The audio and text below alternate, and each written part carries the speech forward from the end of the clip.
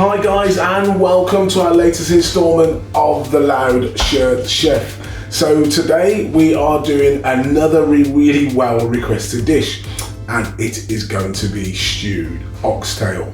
Now oxtail is a fantastic cut of meat. What I mean by that, it's basically full of flavour and full of nourishment, and it's actually really good for you.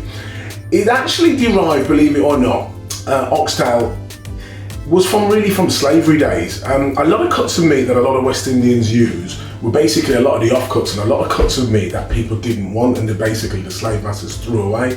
And a lot of obviously West Indians, a lot of slaves, they basically utilised lots of these meats and offcuts and turned them into some fantastic dishes, and hence why a lot of things are curried, whether you're using cow foot or or oxtail, or some of the innards and stuff like that. But anyway, that's another story. So today we're going to do oxtail, and we're going to be serving that with some saffron rice and with some buttered beans as well, which are going to be included in the sauce. So I'm going to go through some of my ingredients. Obviously we've got the oxtail here, which I've showed you here. I've got some coriander, I've got some spring onions, some red onions, a little bit of leek, some red and green peppers, you could have yellow if you wanted, some fresh garlic, some scotch bonnet, which is very important with the oxtail.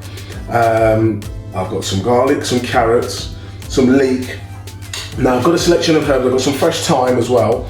I've got some dried herbs, some mixed spice, a bit of cumin, a bit of paprika, a bit of oregano, some browning, and a little bit of soy sauce. And I add a touch of curry powder. Again, that's optional.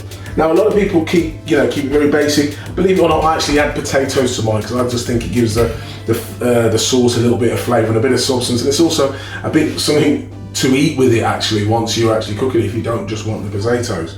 So I'm going to run through, as I say, how to season it now. There's one there, and actually I've got one here which I actually prepared the night before, because believe it or not, oxtail is one of those dishes that realistically you do need to marinate it, and I think you should marinate it for at least 24 hours. So here's one I actually did marinate earlier, but I'm going to show you how to do one quickly.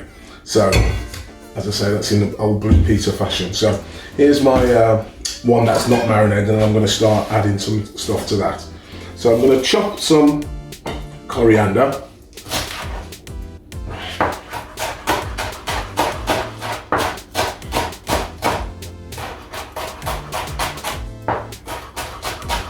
I'm just going to add that straight to the oxtail there. A little bit of fresh chopped garlic. Now you could chop this fine, it's up to you. This is just preference really. And I'm just going to chop that up.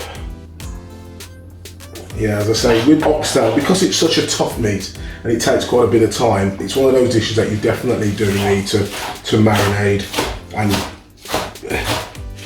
let the spices really soak in. So that is some spring onions, a little bit of red onion. I'm just doing this quick one because I say this is just to show you, and I'm going to add my carrots. Now, I'm cutting my carrots quite large because this is going to be stewed for a good that's a bit exaggeration, a good 3 to 4 hours. Alright, I'm going to add my thyme, fresh thyme, definitely fresh thyme. Even though I am going to add some dried ingredients, definitely you need some fresh thyme and a bit of scotch bonnet. And again, subject to how hot you want it, is how you want to chop it. Some people will chop a little bit in, and some people will actually put a whole one in whilst you're cooking and then take it out at the end. And I've got some little chilies here I'm going to add to that. There we go. So now I'm going to add my dried ingredients. So that's some dried mixed herbs. Here's my mixed spice. A little bit of cumin. And again, it's one of those things that everyone's got their own particular way of doing it. Their mum or their gran may have shown them a particular way. And I always like to look and see how different people do theirs, because I'm always, as I say, there's no right or wrong sometimes in the way you cook. It's just how people prefer different things. And that's some soy sauce. And a little touch of browning as well. And then you really just got to get your hands involved. Oh, sorry, forgot my tomato puree. There. And I am forgetful today. And a touch of curry powder. Again, this is just my personal take on it, really. Not a lot of people will add that, but I do. I like just a little touch. And now we just got to get your hands involved and give it a really good mix. And once that's mixed in, I'll show you what it looks like. And as I say, what you'd really do is get this prepared and have it marinated for at least 24 hours to really get the flavours stuck in and soaked into the meat.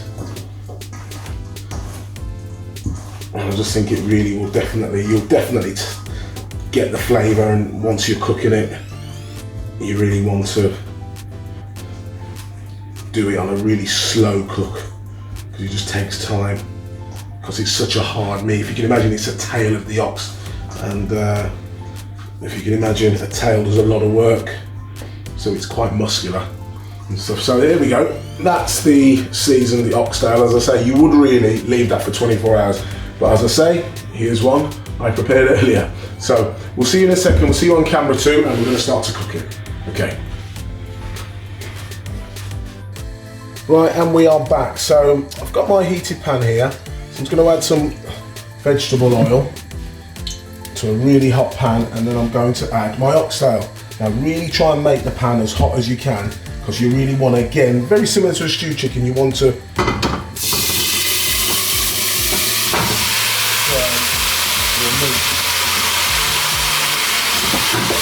you really want to give it, you really want to colour it, even though it's got the colour in the browning, you really want to try and seal it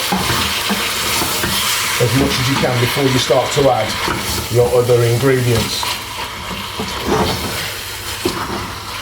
And the smell of that immediately hits you because of the marinade. As I say, because it's been marinated for 24 hours, the smell is absolutely beautiful, and it really just oozes flavour already, and it's not even cooked, it's nowhere near cooked, as I say. So I'm just going to let you have a look at the colour of that. It's absolutely beautiful.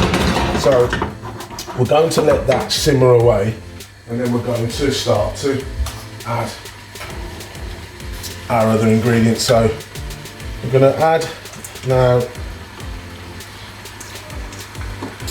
our chopped leek. And as I say, and this one has got everything that I chopped up in the one that you saw earlier.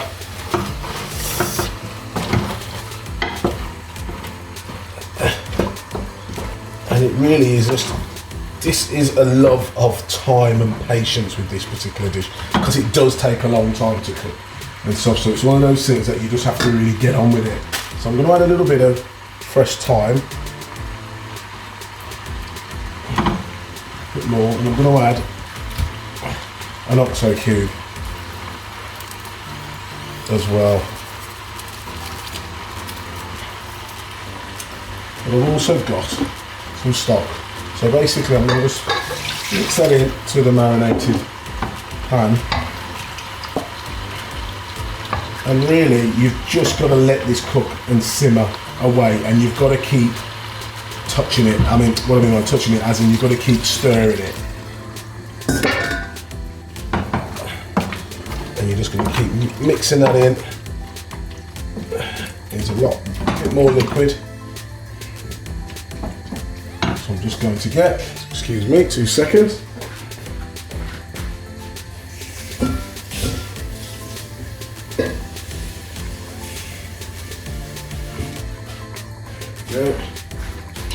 Sorry, that's live TV, lack of preparation, so I'm just going to add some more water to that. And you're realistically just going to let that simmer away. And then come closer to the time, I'm then going to add my chopped peppers. So I'm going to come back to you when it's closer to be cooked, because if you add some of the certain ingredients, because it's going to take so long, they're just going to disintegrate. So I'm going to add some of my chopped peppers. You could have added a few whilst you're cooking, to be fair, which I probably will add a few in the process, but in general, I'm going to add the sliced ones right at the end with the butter beans, just to give it the garnish and the extra flavour and the texture. But this realistically is going to cook away now for at least 2 to 3 hours. And you know, once the water or the stock starts to reduce, just keep topping it up with the water bit by bit. And then, as I say, prior to it being ready to be served, we'll come back and then you'll see the process of how we're finishing it off. So we'll see you in a sec. So we're back again. I'm just going to show you a little bit more of the process. So as I said, I prepared my peppers, but I'm not going to add them yet. So I've sliced those into thick strips really, but they're not going to go in until the end. But what I did was, what I thought was very important, the ends of the peppers, all the bits that I took out from the inside, I still used them up and chopped them up. So I'm going to add those into the mixture because I don't want to waste that ingredient. There's nothing wrong with that pepper, and this I don't mind being cooked down because, as I say, because it's going to be cooking for ages, you're still going to get the flavours from the peppers and the pimentos, but you're not going to really see those because they're going to basically break up within the cooking process. But these, because these are going to be added right more or less at the end, probably 20 minutes towards the end, you'll still get the flavour out of them, but you'll still see the texture and the garnish, and it'll just give it a little bit more shape. Now I've added some more stock, but as I say, I had some stock which I just remembered I had in the freezer. So this was actually from when I cooked my stewed chicken, so the sauce from that still can go in here because it's packed full of flavour. So if you've got any beef stock or any stock you've got left over, as I said to you before, don't throw it away, freeze it. And I'm going to add some more water, and I'm just going to let that stew, because it's going to stew and simmer. So you really want to bring it to the boil and just let it slowly tick over, but very important, keep it moving. So you don't want anything to stick to the bottom. As I say, people don't normally add potatoes to it, but I do. That's definitely a personal preference. So I'm going to do it, but I'm not going to add them yet, because if I do, the potatoes will break down and it will thicken the sauce. And as much as I want it to be thick, I don't want it to be thick yet, because I actually want the meat to cook. And you want the meat to realistically cook in the stock. And if it cooks in too thick a sauce, it will burn. So you just want the meat, realistically, in a sense, to boil away until it really starts to break down. As I say, and we're just going to keep adding water and reducing and keep going back to it. Okay? So again, we'll see you in a while.